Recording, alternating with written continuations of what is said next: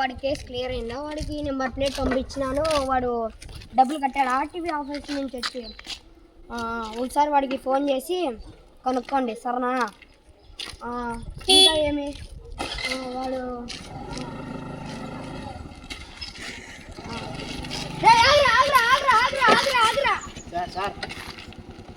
First దిగుబాయ్ బండి.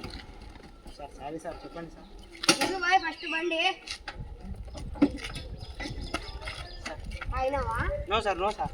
నాకు స్మెల్ వస్తుంది, ఏదో డౌట్ కొడుతుంది. సార్ తాగలేదు సార్. తాగలేదు, స్మెల్ వస్తుందిలే.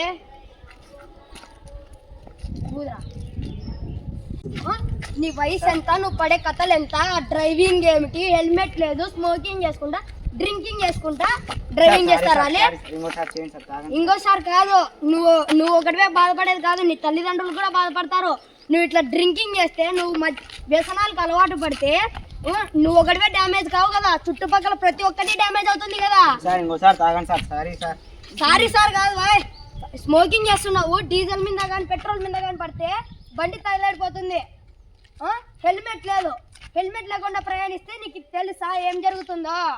నువ్వు ఏడన్నా పడి చస్తీవి, హెల్మెట్ ప్రొటెక్షన్గా ఉంటుంది. నీ తల్లిదండ్రులు పోయేది, నువ్వు కాదు.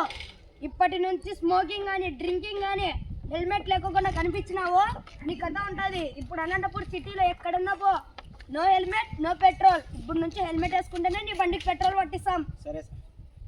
ఇంకొకసారికి నా ఇట్లా చేసినావు అనుకో, నీ ఇష్టం, ఇంకా సబ్ జైలుకే నువ్వు.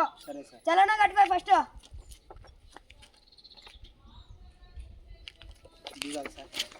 ఇస్తానులే బాయ్. అందరికీ చెప్తుండేది ఏమనగా, మనము ఎప్పుడే కానీ స్మోకింగ్ కానీ డ్రింకింగ్ కానీ చేసుకుంటూ మనం వాహనాలు నడిపితే మనకే డ్యామేజ్ వస్తుంది.